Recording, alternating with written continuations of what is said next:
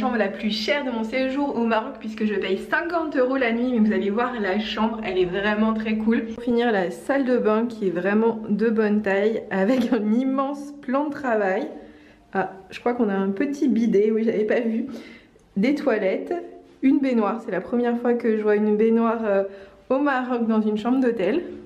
Là, un immense endroit pour poser des affaires. Le lit est très très grand.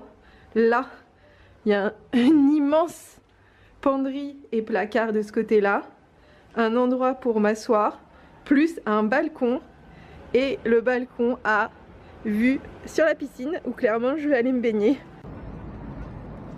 J'ai mangé mon petit déj, il était absolument incroyable pour 55 dirhams. Alors j'ai une omelette avec de la charcuterie, une petite salade, un jus d'orange pressé, du yaourt avec des fruits, de la vache qui rit. Ça, je sais pas si c'est du fromage ou du beurre, du pain, du chocolat chaud que j'ai bien commencé à boire et qui est du pur chocolat au lait, et des petites messmen au fromage et au miel. J'ai eu des messmen trop bonnes, il y en avait la moitié qui était coupée avec du fromage, la moitié qui était coupée avec du miel, et surtout mention spéciale au yaourt. C'est un yaourt spécial marocain qui commence par un R, je sais pas, qui est une sorte de fromage à la grecque mais trop bon, et rempli de fruits frais qui étaient délicieux. L'omelette avec la charcuterie trop bonne, le fromage frais aussi délicieux, le pain était frais.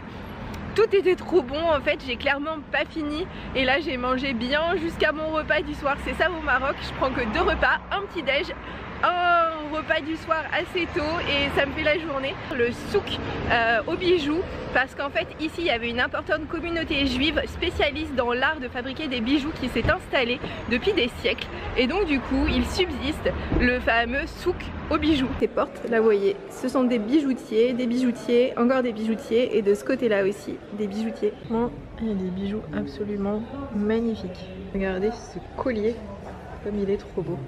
Dans ce souk vous pouvez également trouver des vêtements, beaucoup de vêtements qui sont pas vraiment des vêtements pour les touristes, qui sont plus des vêtements pour les Marocains qui viennent vraiment s'habiller au souk. À chaque fois je me demande si ça ce sont des pyjamas ou des robes d'extérieur.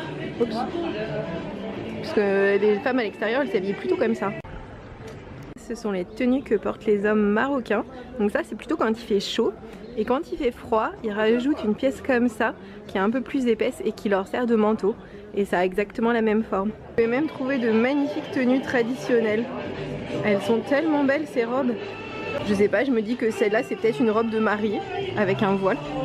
J'adore l'ambiance de souk, il n'y a pas grand monde, c'est hyper paisible, il y a de la place, et en plus personne ne m'alpague pour que j'achète des choses. J'ai aussi acheté des épices, vraiment pas mal d'épices. Il y a aussi des stands qui ne vendent que de la menthe.